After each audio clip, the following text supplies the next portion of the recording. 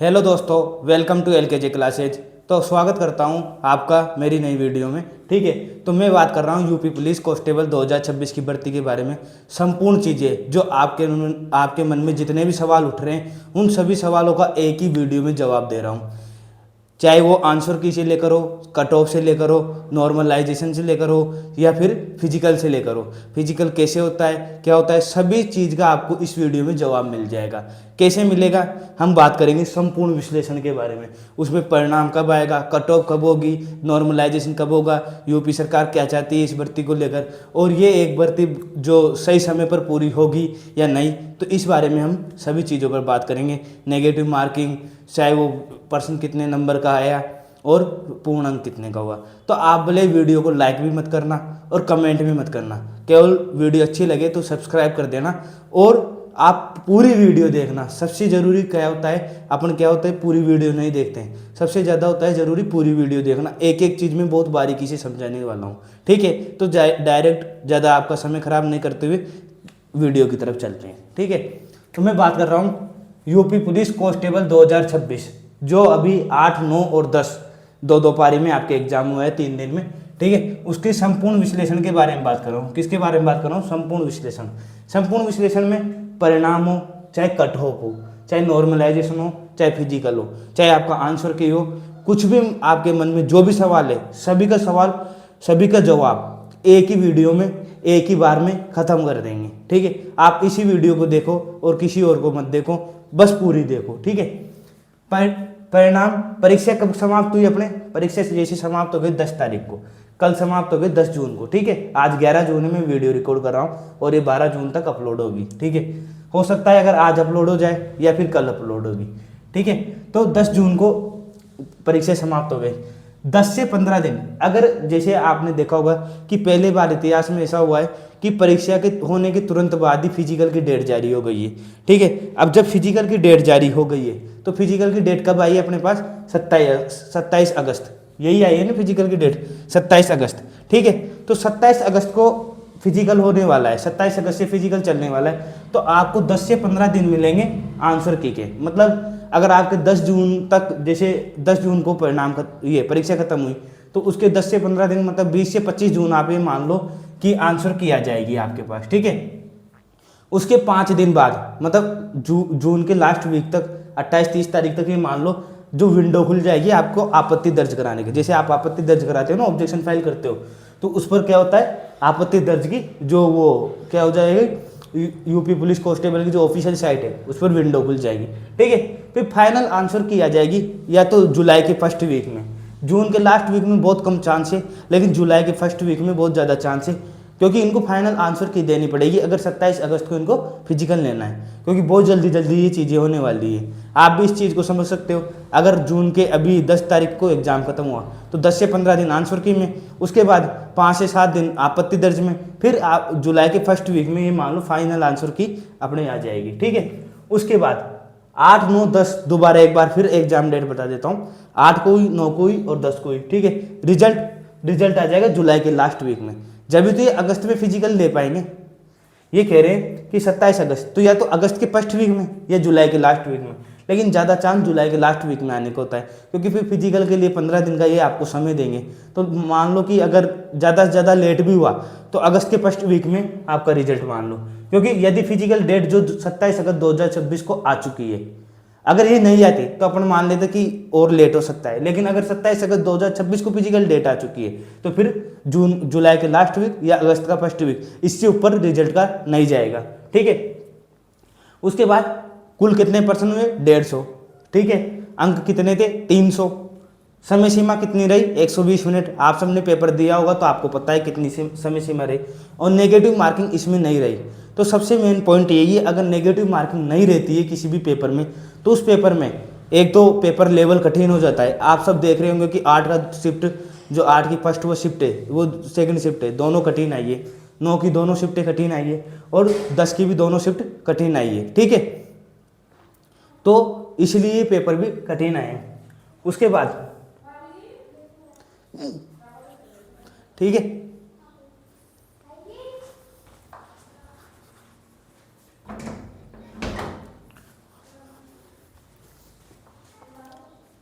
तो समय सीमा क्या है 120 मिनट और नेगेटिव मार्किंग बिल्कुल नहीं है।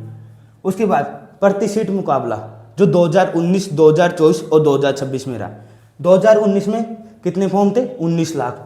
तो एक सीट पर कितने जने थे? 39 जने। एक सीट पर 39 जने कंपटीशन के लिए थे। 2024 में कितने फॉर्म थे? 48 लाख। तो एक सीट पर कितने थे? 79। ठीक है। और 2026 में कितने फॉर्म है? 28 लाख। तो एक सीट पे 107 से 110 है, क्योंकि फॉर्म भी तो 28 लाख बराम आए और पद कितने थे? 32,000। ठीक है, 32,700 पद थे। तो 32,700 पद में 107 से 110 पर कंपटीशन है। और दूसरी बात, पेपर आया है हार्ड। पेपर पहले जैसे नहीं आया। अब पेपर हार्ड आने की पहली वजह नेगेटिव मार्किंग नहीं हो रही और फॉर्म ज़्यादा थे, तो पेपर हार्ड आने का सीधा सट कारण यही है। ठीक है। अब उसके बाद बात करते हैं कट ऑफ की। सबके मन में एक ही चीज़ है, कट ऑफ कितनी रहेगी, कट ऑफ क्या रहेगी, कितने नंबर आए कि हम फिजिकल कर ले, कितने नंबर आए फिजिकल के लिए पास हो जाएं। तो कैटेगरी जनरल अपनी कट ऑफ 230 से 235 जिसके बन रहे हों, मैं थोड़े 2-5 नंबर, अगर फिजिकल के लिए बात करें तो आप इसको 225 भी कर सकते हो, लेकिन 225 से 235 के बीच में जिसके बन रहे हैं वो आज से दौड़ना चालू कर दो। ठीक है, अगर आपको फिजिकल निकालना है तो। अगर आपके 225 नंबर भी बन रहे हैं ना तो दौड़ो, अगर नहीं हुआ तो कोई दिक्कत नहीं है। 230 बन रहे वो तो परफेक्ट तैयारी चालू कर दो, क्योंकि आपको पता है पिछली बार जो फाइनल कट ऑफ गई थी 225 गई थी फाइनल। ये तो फाइनल की बात कर रहा हूँ मैं, बड्डू के लास्ट में चयन की। ठीक है, और ये फिजिकल की बात है। तो अब की बार क्या है, पेपर लेवल कठिन है और दूसरी बात फॉर्म ज़्यादा है तो कंपटीशन ज़्यादा है और नेगेटिव मार्किंग नहीं है, तो ज़्यादा से ज़्यादा बच्चे पास होने के चांसेज है। इसलिए 230 से 235 मान के चलो। ठीक है। ईडब्ल्यूएस वाले 225 से 230 5 नंबर कम कर लेना, ओबीसी वाले भी 5 नंबर कम कर लेना, एससी वाले और एसटी वाले। ठीक है, फीमेल की भी मैंने दे रखी है। और ये बिल्कुल मैं कह रहा हूँ आपको, ये तो नहीं कह सकता एग्जैक्ट, ठीक है, कि यूपी पुलिस में मतलब जो यूपीपीआरबी जो फॉर्म है उसको तो मैं टारगेट नहीं कर सकता या उसको चैलेंज नहीं कर सकता, लेकिन फिर भी मैं ये कह रहा हूँ कि आपको 90 नहीं 95% से सटीक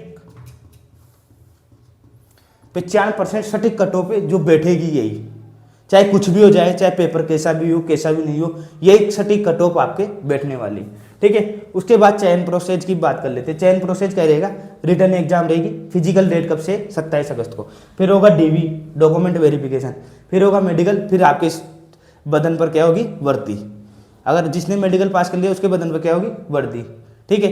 ये 3 सितारे इसलिए लगा दिए, आपको अब आ रही है मतलब एसआई जो यूपी एसआई की भर्ती आएगी वो करनी है, उसके बाद इंस्पेक्टर बनना है, इसलिए मैंने 3 सितारे अभी से मोटिवेशन के लिए लगा दिए। ठीक है। उसके बाद बात करते हैं फिजिकल की। ठीक है, चलो नॉर्मलाइजेशन को ले लेते हैं पहले। नॉर्मलाइजेशन 8 जून की कैसी शिफ्ट रही, 2 शिफ्टों में एग्जाम हुआ। 8 जून की पहली शिफ्ट कौन सी रही, हार्ड रही। ठीक है, दूसरी शिफ्ट रही मॉडरेट। 9 जून की दोनों शिफ्ट हार्ड थी और 10 जून की दोनों शिफ्ट नॉर्मल थी। अगर जो दूसरी शिफ्ट को माने तो मॉडरेट मान सकते हो, लेकिन जो फर्स्ट शिफ्ट थी वो बिल्कुल नॉर्मल थी। तो जब हार्ड वाली शिफ्ट की बात करें 8 जून वाले की, तो 8 जून में +8 से +10 नंबर आप आराम से मान सकते हो। विशेष स्थिति में 12 से ऊपर नंबर मान सकते हो कि आपके बढ़ सकते हैं। ठीक है। और 9 जून को जो पेपर था उसमें +5 +8 मान लो, या फिर विशेष स्थिति में +15 तक भी जा सकती है। ठीक है, ये चीज़ मान के चलना। नॉर्मलाइजेशन देखो मेरे हाथ में नहीं है ना उनके हाथ में, सारे बच्चों का कट कटा के कितने बच्चे अनुपस्थित हुए कितने बच्चे उपस्थित हुए वो डाटा मैंने कल शॉर्ट में डाल दिया था, आप शॉर्ट वीडियो जरूर देखा करो। ठीक है, तो स्पेशल रूप से +15 मान लो। और मॉडरेट जो ये 10 जून हो, ये ज़्यादा आपने नंबर मत मानना, ये मानना +1 +2, क्योंकि आपकी दोनों शिफ्टें नॉर्मल ही मान लो आप, ज़्यादा कठिन नहीं है। तो ज़्यादा कठिन नहीं है तो नंबर बढ़ने की चांस बहुत कम है। ठीक है, इस चीज़ के लिए आप कहना मत तो कि नॉर्मलाइजेशन मैंने मेरे हिसाब से बताया, जब वो ऑफिशियल आएगा तो ऑफिशियल अपने हिसाब से बताता है। ठीक है। फिजिकल की बात करें पीएसटी की, पीएसटी क्या होगा, जनरल की 168 सेंटीमीटर लंबाई। ठीक है, और 79 उसका सीना होना चाहिए, और जब वो एक्सपेंडेशन करे मतलब उसको फुलाव में 84 आना चाहिए। ठीक है। SC ST वाले के 160, फुलाव में मतलब 77 होना चाहिए, फुलाव में 82। फीमेल के लिए 152 सेंटीमीटर, और ये उस छाती का सिस्टम फीमेल के ही नहीं। ठीक है। पीईटी की बात करें, ये जो अपने छाती फुलाव का सिस्टम है। ठीक है, जनरल मेल में रहता है, फीमेल में नहीं रहता है। ठीक है, ये आपको भी पता है। पीईटी की बात करें, ठीक है, एफिशिएंसी टेस्ट की, तो मेल को दौड़ना है 4.8 किलोमीटर 25 मिनट में। ये चीज़ आप ध्यान रखो। तो आपको कैसे तैयारी करनी है इस चीज़ की मैं बता दूं। 8 चिक्की 48, 800 मीटर के 6 राउंड होंगे आपके, ठीक है। और आपको कैसे राउंड निकालने, 4 मिनट में एक राउंड निकालना पड़ेगा। 4 मिनट में कम से कम 800 मीटर दौड़ना पड़ेगा।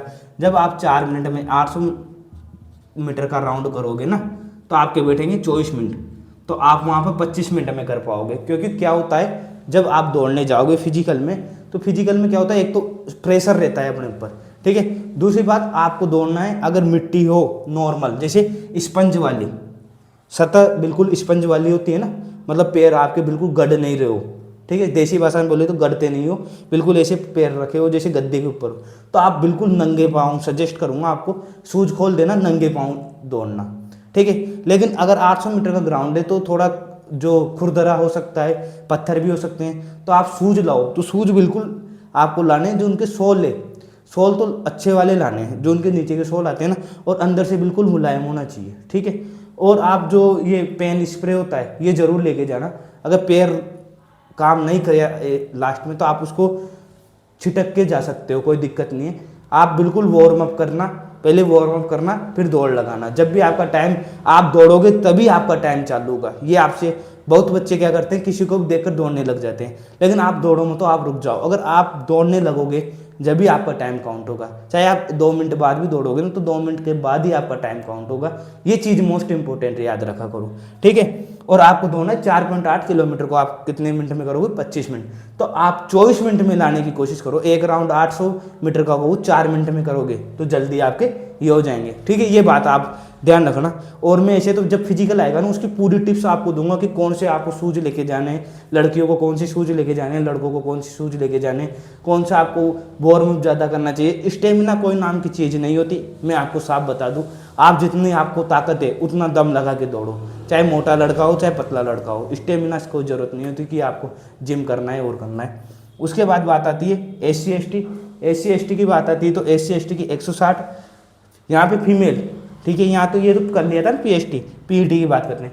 PET फीमेल की रहती है 2.4 किलोमीटर, 2.4 किलोमीटर 14 मिनट में। तो फीमेल को तो अगर 2.4 किलोमीटर करना है तो आप 2.5 किलोमीटर की तैयारी कर सकते हो 15 मिनट में।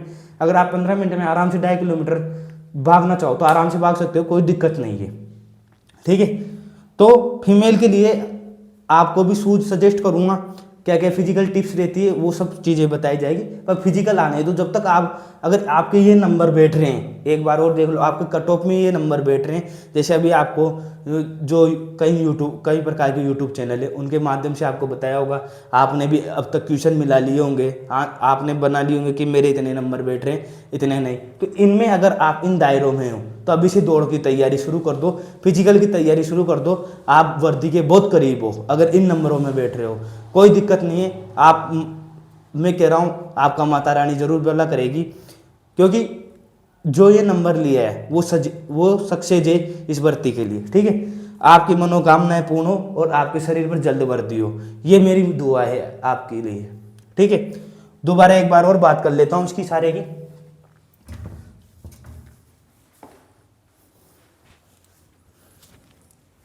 देखो, परीक्षा 10 जून को समाप्त हुई, थोड़ा जल्दी से 10 से 15 दिन में आपको सारे क्वेश्चन के डाउट यहाँ पे मिल रहे हैं। तो आप इसी वीडियो को देख लो, क्यों बार बार में आप यूट्यूब सर्च कर रहे हो, पागल हो रहे हो। आप एक ही वीडियो में पूरा कंटेंट देखो ना और इस चीज़ को समझो। जाहिर सी बात है कि अपना चैनल नया है, पैनल पर नहीं है, तो थोड़ी दिक्कत थोड़े दिनों की है, ठीक है। लेकिन चीज़ें तो सही है ना, चीज़ें मैंने कोई गलत नहीं बता रखा। 150% 300 अंक, समय सीमा 120, नॉर्मलाइजेशन क्या रहेगा, जो 8 तारीख का नॉर्मलाइजेशन है वो +8 से +12, विशेष स्थिति में +12 से ऊपर, ठीक है। 9 जून का थोड़ा दोनों शिफ्ट हार्ड थी तो ज़्यादा जाएगी, ये तो आपको पता है, नंबर बढ़ते हुए जाएंगे। तो स्पेशल स्थिति में 15 से ऊपर नंबर भी जा सकते हैं। 10 जून वाले इस चीज़ के लिए हताश मत होना, लेकिन आपकी जो दोनों शिफ्ट थी वो नॉर्मल थी, तो +1 से लास्ट +2 आप मान सकते हो। विशेष स्थिति में +5 मान सकते हो, इसके ऊपर आपके नंबर नहीं बढ़ेंगे, ठीक है। ये चीज़ आपको कह देता हूँ मैं, ठीक है। उसके बाद फॉर्म अगर 2019 की भर्ती पे देखे तो 39 सीट पर मुकाबला था, 24 की पे देते 79 पर था और 26 पर देखे तो 107 था। तो ये देखो, आप एक चीज़ ये भी देखते जाओ, जैसे जैसे साल बढ़ रहे हैं उस हिसाब से मुकाबले जो कंपटीशन है सीटों पर वो बढ़ता जा रहा है, ठीक है। चयन प्रोसेस, रिटर्न निकाल दो, रिटर्न जो आपने दे दिया है अगर अच्छे से गया कोई टेंशन मत लो, फिजिकल दौड़ना चालू कर दो। उसके बाद DV ठीक है। उसके बाद मेडिकल और उसके बाद वर्दी, ठीक है। पीएसटी पीईटी ये दोनों की तैयारी आप कर लो, कट ऑफ सब मैंने इसमें दे दिए। तो आपको थैंक यू वीडियो देखने के लिए, और वीडियो पूरी देखना, वीडियो पूरी देखोगे तो हर चीज़ समझ में आ जाएगी, हर प्रश्नों के आपके जवाब मिल जाएंगे। तो ठीक है, thanks for watching this video, bye.